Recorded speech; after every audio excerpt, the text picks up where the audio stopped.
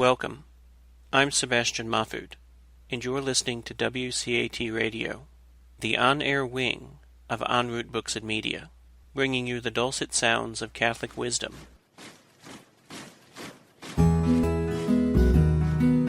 Welcome to the Catholic Mama, where you'll learn how to deepen and defend your faith, find comfort as we share the vocation of parenthood, and learn how to raise your children confidently Catholic. I'm your host, Christine Mooney-Flynn. Let's get started.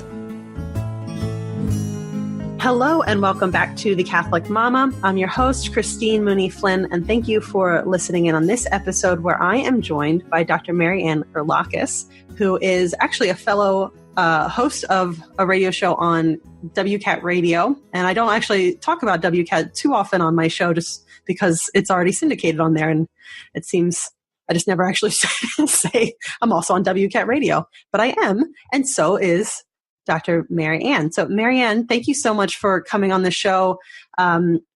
Briefly, I will give my little introduction and then I would love for you to talk more because as you were saying before we hit record, you have a fascinating family, a very Catholic family. And I'm very excited to talk about a topic that is very applicable either to kids going to school or parents who are sending their kids to school. And that is how to keep your kids Catholic in college. But very briefly, Mary Ann is, again, a host of a Catholic radio show.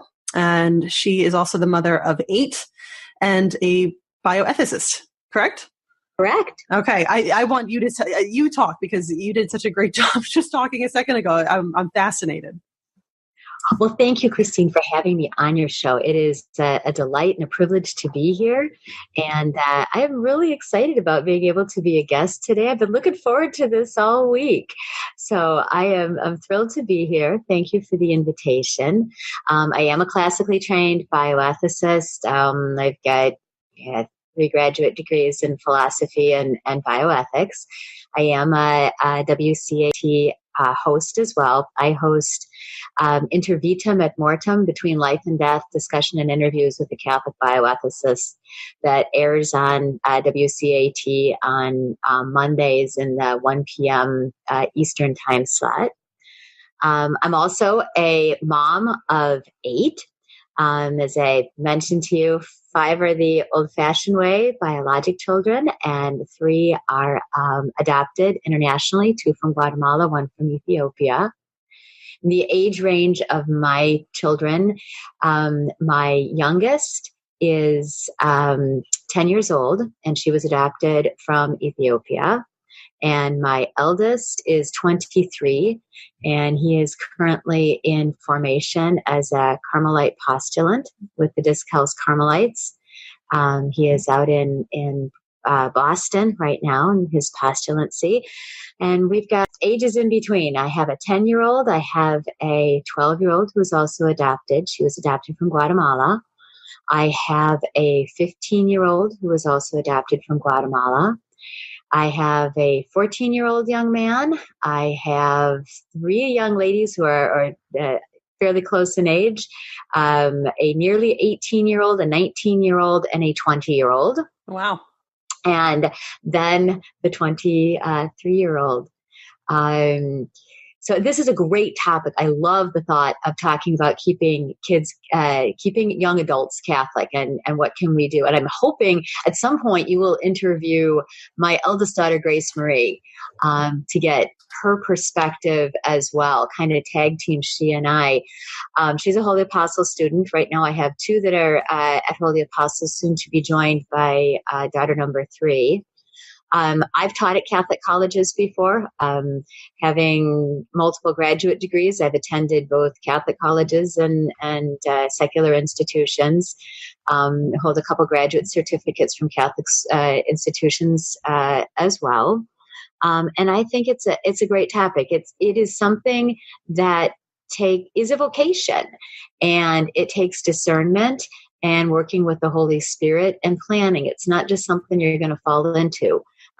It really takes methodology and planning and being in tune to the Spirit and remaining faithful to that vocation as any other vocation. I think that's an interesting point because I was speaking with a guest a couple months ago, and she is a cradle Catholic and very on fire even through college, but it didn't just happen that she just stayed on fire for her faith throughout that time. I mean, she was very active in it and made sure that she had, as she was encountering people of different faiths, that she was able to answer questions that they had for her. So it wound up, she wound up having to do the research to make sure that she had a really solid understanding. So it wasn't just happenstance that she stayed Catholic.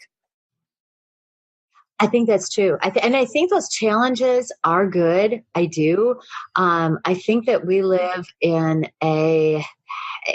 unfortunately, a post-Christian world. I do see, Rod Dreher's The Benedict option, as shocking as it is to think that we are in a post-Christian society. I think we are. And Anthony Esselon, Out of the Ashes, both good books. I think that our universities, even some that are Catholic universities, are becoming very secular, and there's a pagan culture out there. And it takes vigilance to remain firm in one's faith and approach others with charity and love, but also to remain firm in one's faith. Yeah. So as we talked before I hit record, and then, just the brief mention of the fact that three of your oldest children or three of the four of the oldest children are going to a Catholic college anyway, or will be soon going to one. It seems like, you have a really good Catholic, firm Catholic foundation in the family anyway. So in trying to keep a kid Catholic as they leave the home and go to school, it sounds like it doesn't just start there as you wave goodbye and hope for the best. I agree. It doesn't just start there. We've had a Catholic presence in this home from the beginning. These kids came home from the hospital and they had chant playing on the CD player in their rooms from the beginning. That's what they had through the night. And I have very musical children. I don't think it's an accident. I think that the chant helped. I wanted the chant there because I wanted the prayers to be playing constantly, but they have all excelled at music, and classical chant is one of their favorite modalities. They have been going to daily mass since they were in car seats and strollers, and those days with them close in age, going to daily mass, it was, there are times that was rough. We are very close to clergy. I'm a secular Carmelite. The Carmelite friars at our local basilica, many of them are dear friends, and these kids have grown up almost with them as their uncles, in a sense at times. Not all, some. We made it a point from early on to have them interact with clergy, sisters. In fact, some of the young ladies that have helped homeschool, that have been mother's helpers at some point or tutors at others, have gone on to enter. One is a missionary of charity, and she is working in she's in California, in San Francisco, doing incredible work there in Soup Kitchen. Another is a cloistered Carmelite sister. And some of their best friends have gone on to enter religious life. So it's something that wasn't off the radar from the beginning. When they were young, we had the costume bin, and in there with the policeman costume and the nurse costume and, all of the other various things they could be, teacher, baker, everything. We also had a Roman cassock and liturgical vestments for the boys, and we had the habits for the girls that they could try them on for size and see what it would be like to have that as a vocation. It was part of normality. That's really interesting. That's really cute. I'm imagining how cute that must have looked. I had sons with EWTN in the background Oh, playing Mass in their liturgical vestments. that's right. You know what? I have a feeling my husband is, we have a 5-year-old, a 3-year-old, and a 1-year-old. And I am almost positive that right now they are watching Mother Angelica reruns together. And I caught my son the other day was sitting, he took one of my prayer books and he was sitting on the coffee table and he was welcoming everyone back to Mother Angelica. So, that's fabulous. That's fabulous. It's part of normal life then. Now, did in-laws and other folks see it as normal? Not necessarily. They had qualms with whether we were going over the deep end or not, and I'm glad we did, you know. I don't regret any of the way they were raised in that sense. I remember sitting there having so much to do, morning sickness, everything else, and having my little guy there in his liturgical vestments holding up his fake censer and fencing the fireplace, and then later on pretending to say the words of consecration. And I sat there and it was like, I've got so much to do, but I gave him the time and I sat there, and I don't regret that for a minute. There were also clergy that were so good from the beginning. My young man, who is now graduated from seminary, would go up to priests and say, hey, do you have any advice? I think I might want to become a priest sometime. And you would get some that would give him the pat on the head and send him away and say, oh, come back to me when you're 15 years older. And that was not helpful. He would have others. I remember Father Bernie in particular, who said, oh, you play Mass. I used to play Mass. What do you use for the host? I use mega wafers. What do you like to use? And my son said, Mom gets me vanilla wafers. I use those. And it was like the two of them over the generations, just sitting there, you know, comparing notes. It was wonderful. Being taken seriously at that age, it was wonderful. That's actually, speaking of being taken seriously in either play, because play is a very serious thing for children. It's very important. But also the questions that I'm sure that they had. We always make a point of never brushing off the questions like, oh, that's a little too difficult. We'll explain that one later.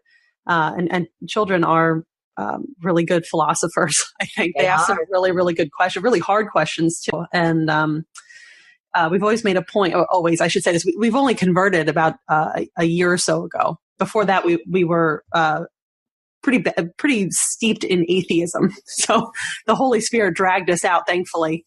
And wow, Christine, that's phenomenal. Congratulations. Thank you. It's been a wonderful. And here you are sharing your faith with others.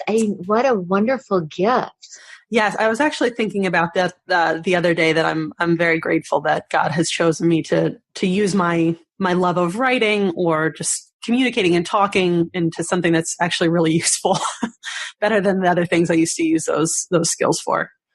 But we make sure, especially because, you know, I grew up in a house that was spiritual but not religious at best, and pretty anti-church at worst, because just bad catechesis growing up, and everybody left the church in my family. So these questions, there just weren't good answers for them. And now that we have, you know, very inquisitive children, especially at these ages, we're always making sure to answer the questions as best as possible, because if you just brush them off as not serious, then they won't take that seriously either. You're right. So I think that the huge takeaway from this part is just to start now. There's not a time that's too early to start your kids, because it's not just going to college, which is a very secular place and has been for a very long time, but after that. And I know a lot of people, maybe after they have their own kids, they might start to think, they might come back around, but they might not. So it is really just building up the life skill of a good, solid faith. Start now and start wherever you're at. Start wherever you're at and keep on going. Pray. Daily Mass was important. Adoration was important. The daily rosary. I think when we first came to saying the rosary as a family, and my husband and I didn't start here either. It took quite a while. We started with a decade. Let's, get everybody together and pray a decade of the rosary. And then it was, well, you know what, maybe we can build up. but that daily family rosary is huge. Not everybody can say it, and I can't tell you how many times, I'm the only one who will be left at the end because everybody's conked out and asleep on the floor. It's okay. I have other friends who say they managed to have the whole family pray it beautifully. My family is not like that. We pray it every day. Often it's in the car, and then everyone stays awake, usually, at least the driver, my husband. But that's been important to us. The Chapel of Divine Mercy, especially during the novena right before Feast of Divine Mercy, and the novena that goes with it. Weaving the liturgical year and the liturgical celebrations, the reasons for them, the reasons for the periods of fasting into our lives, weaving that into our daily life. Little by little, but it has become so important. We abstain from meat on Wednesdays and Fridays and have for 15 years probably. That's huge. When they've gone off to school, when they've gone off to other places, it's like, oh, it's Wednesday. I'm out and about. I could have a hot dog, but I'm not going to. I'm going to stick with what the family does, and I'm going to have a piece of cheese pizza instead. That's good.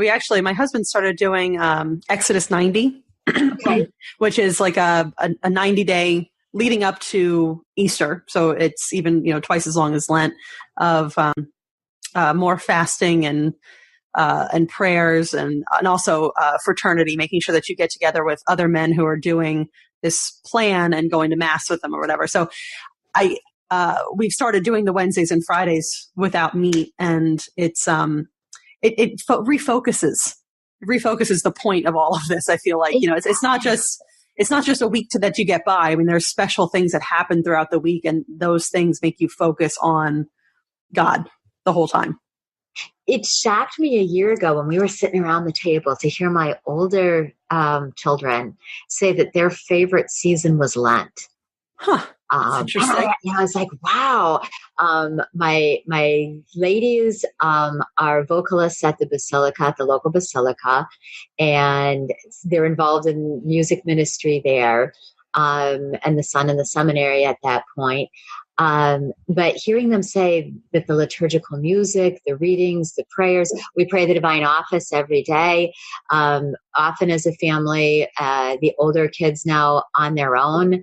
I've got my eldest daughter who also does the office of readings at night, partly because she wanted to support her brother.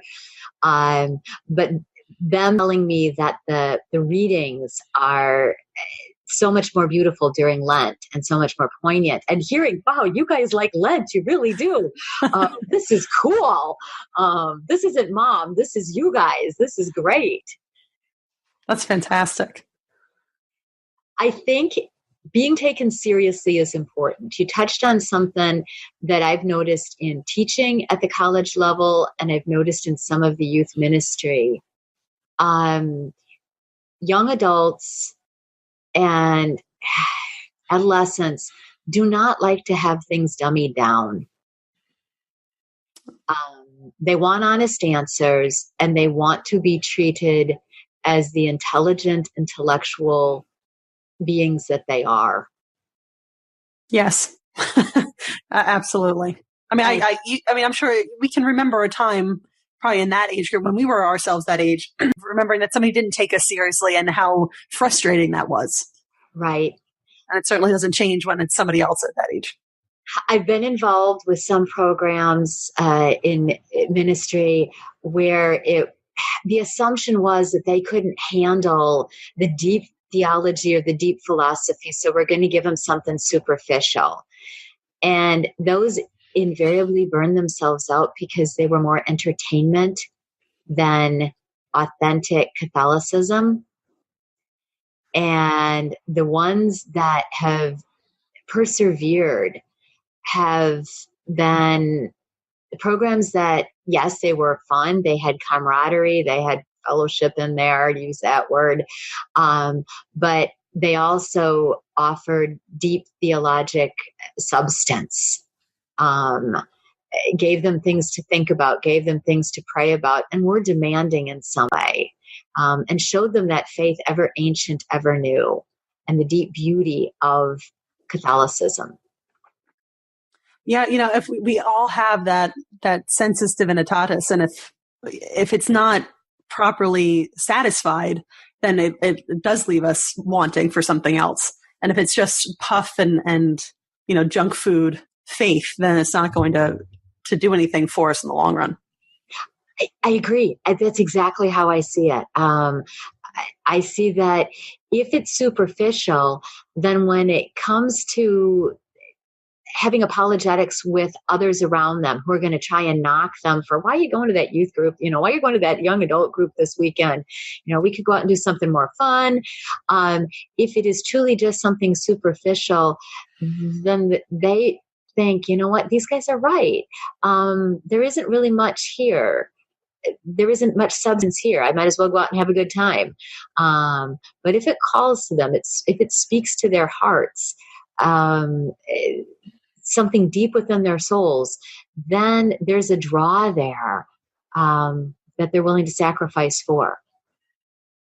Yeah, my husband is a prep teacher this year, and he has been he loves philosophy. Like this theology, philosophy, that is his thing, and he is eyeball deep in it. I mean, it's just his passion.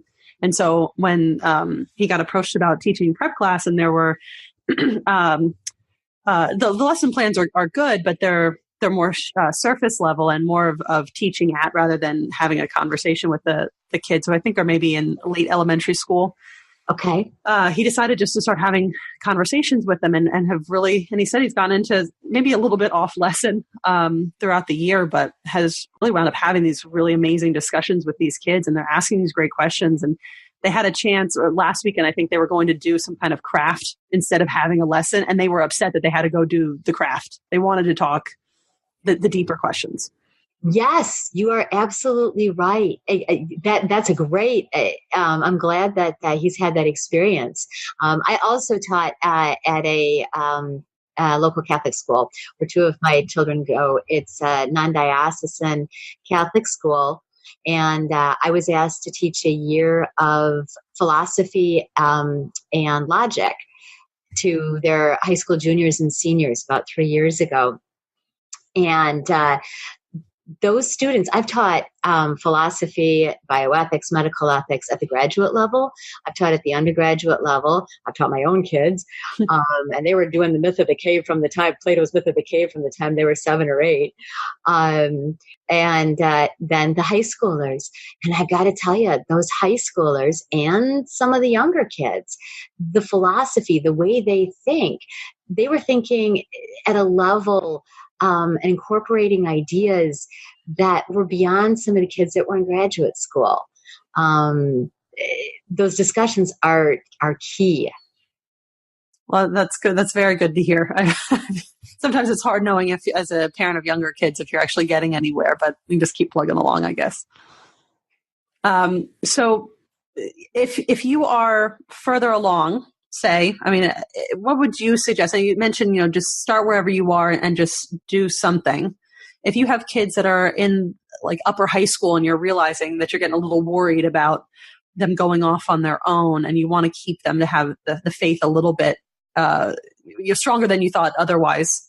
What would you suggest that parents do of kids maybe in the high school years and they haven't really done much besides go to Sunday Mass? That's a great question, Christine. I think there's a number of things they can do. One, I think prayer is huge. Start incorporating more prayer. And this is a great time. You've got a wonderful excuse. You've got Lent. So it can be, you know what, we're going to do something we haven't done before. Instead of just giving up chocolate, instead of giving something up, let's see what we can add. Let's see what we can do that's proactive. And perhaps we're going to begin with a decade of the Rosary after dinner every day. Perhaps it's going to be the Rosary. Perhaps it's going to be something that is Catholic reading. We're going to take the lives of the saints, and we're going to just take a quick look at who the saint of the day was. Start with prayer. Move into history, or pull the Catechism of the Catholic Church off the shelf and take a look and start reading about the faith. Just taking one or two little articles and reading them with your young adult and discuss it. See what they think about it. Maybe you'll uncover things they didn't know. Maybe you'll uncover things you didn't know.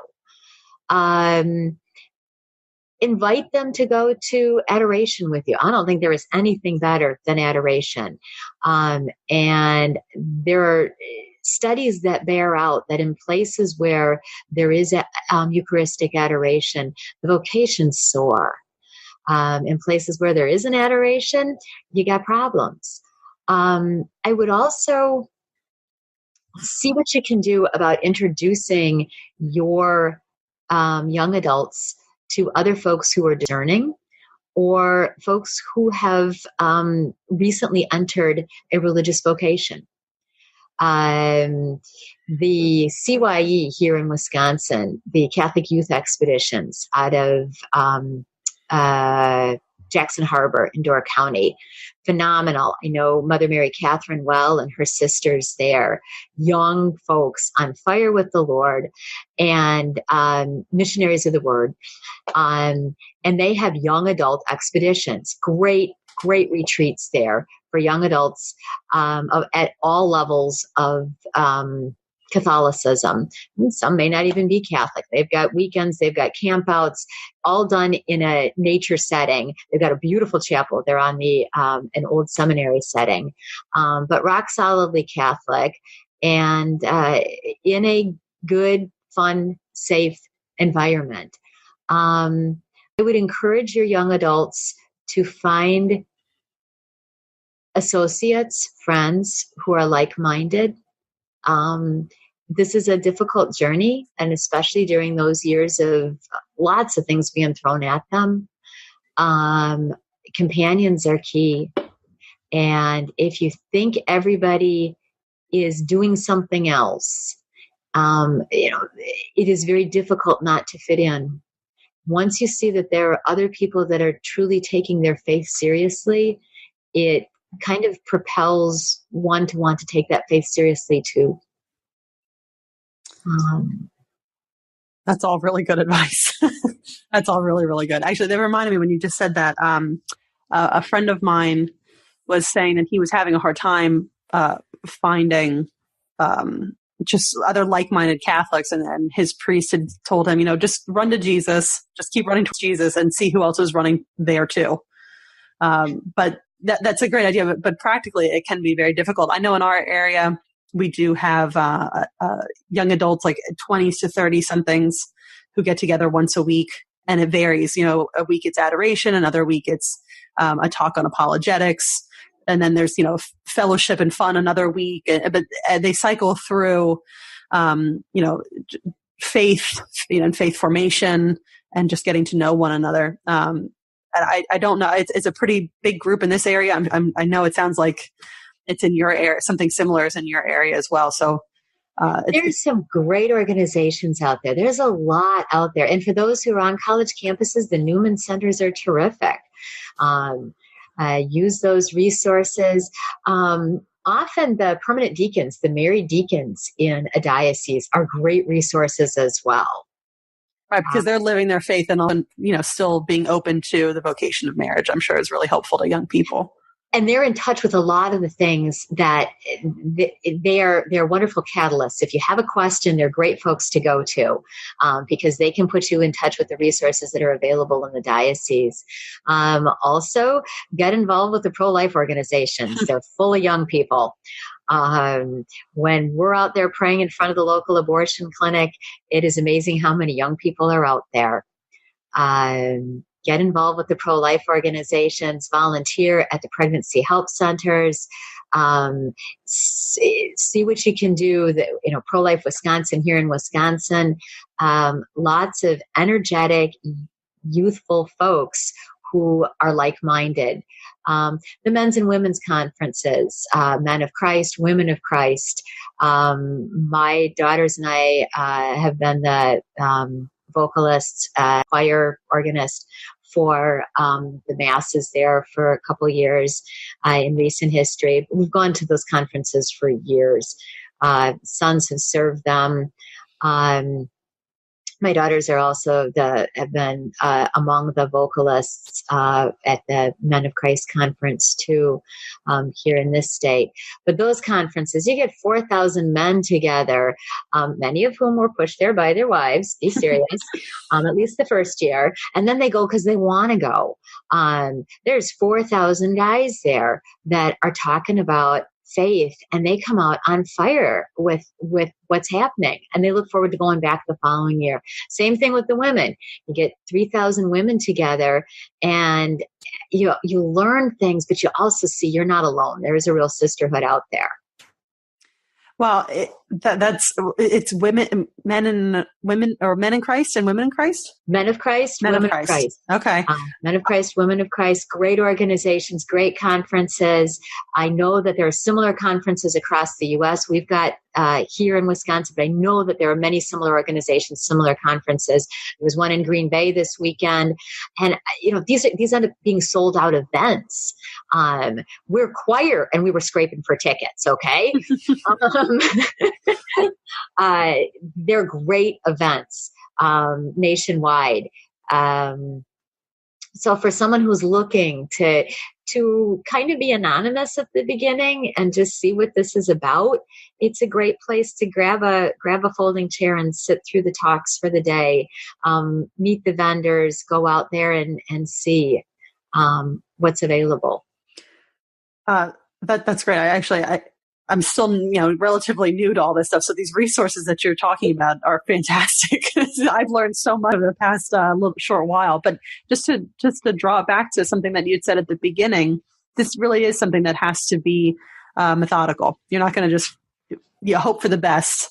And if faith, if you keep your faith, okay, that's great. You really do have to make the effort. But it's something that's certainly worth making the effort for. Yes. I think it is something that discernment isn't just, dancing among the lilies. Discernment is work. It's great work because you are cooperating with the work of God, but it is heart and mind engaged. You are following your heart because God is speaking to your heart. The other thing that I should have mentioned from the very beginning is the Blessed Mother. Entrust those kids to the Blessed Mother, and also their guardian angels. Make sure that you teach them that they have a guardian angel. Pray to that guardian angel. Ask that guardian angel for help. And you as mom have that right to, in particular, ask that guardian angel for help for those children. And help you to be a good mom, help you with, put the right resources, put the right friends in their paths. Our Lady is mother to us all, Theotokos, mother of God. She is mother to us all. I'm deeply involved with Holy Resurrection Monastery out of St. Nazianz, and our patron there is the Theotokos Searcher for the Lost. History and miracles for the Searcher of the Lost going back to the 5th century in Syria. For so many parents who are worried about their children becoming lost, ask Our Lady, a Searcher for the Lost, to help them be found. Our Lady of Mount Carmel, wearing the scapular, praying the rosary. If you want your kids to wear the scapular and pray the rosary, set that example and do it. Exactly. A lot of this is, you can't just expect them to figure this out on their own. You do have to be the one lighting the path. Well, this has been really fascinating and actually very applicable to me as I'm, my son is going to be going off to his first year of kindergarten next year. I mean, he's going to a Catholic school. So, and in our parish, we love this school. So we're not concerned about kind of a secular public setting yet. But just knowing that he's not going to be at home throughout the day, because I pray the rosary. I mean, he'll sit and pray with me if he's awake, because I usually do it in the mornings. But my husband and I were just talking about, we need to start doing a family rosary because we're not doing it. I said, well, start with the decade. So I'm so glad I can go downstairs and tell my husband, an expert just told me. Oh, I'm not an expert. I'm a mom, but put it in Our Lady's hands, and there can be nothing better than that decade of the Rosary.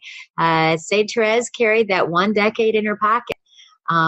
Those sacrifice beads in that single decade of the Rosary. Pope John Paul during World War II told people, you have two hands, you have a decade, you have a rosary in your hands. Use your fingers. Yeah, that's awesome. Well, as we're talking, I'm just remembering that I'm pretty sure. So for the listeners, Marianne's daughters have beautiful voices, and I've actually heard them sing, even though Marianne lives in Wisconsin. I live in Pennsylvania because my in-laws live in Wisconsin, and I've been to the Basilica at Holy Hill and daily mass, and I've heard your daughters sing and was blown away. But I'm pretty sure now, because I think I asked one of them where I needed to go do confession before mass, and I'm pretty sure I talked to one of your daughters. Now I'm thinking about it. So they guided me to the right floor. I was in the completely wrong place to try to go do confession, but they helped me out. Oh, thank you very much. Well, I'm glad they were there because they certainly helped me. So, Marianne, thank you so much for joining me on this episode. This has been very fruitful for myself, so I'm sure that my listeners are really going to get a lot out of it, because this is applicable to kids going off to school, but certainly, now, no matter what age your kids are, just bringing that faith more to life in the home, and some great practical ways of doing that, which is the most important for a lot of people. Oh, I hope it's been helpful. It has been a joy to be invited to be on your show. And thank you so much for the invitation. God bless your listeners. God bless you. Let's all stay close to Jesus through Mary. Amen. All right, well, thank you everyone for listening. And I will try to put some of the resources, including those conferences, in the show notes page. If anybody would like to click and learn more about those, I will have to do some research on that, which is a good thing. All right, well, thank you so much, everyone. Until next time. Don't forget to head over to thecatholicmama.com to get your free copy of How to Talk to Your Kids About God. This handy little ebook will teach you how to broach the topic of God with your children, or how to respond to your kids when they want to talk about God, as well as give you answers to 7 of the trickiest questions about the faith that Christian parents face. You'll love the easy to understand grown-up answers, the pared down but not talked down answers you can share with your kids, plus recommended resources if you'd like to deepen your understanding of the topic. Get yours free at thecatholicmama.com.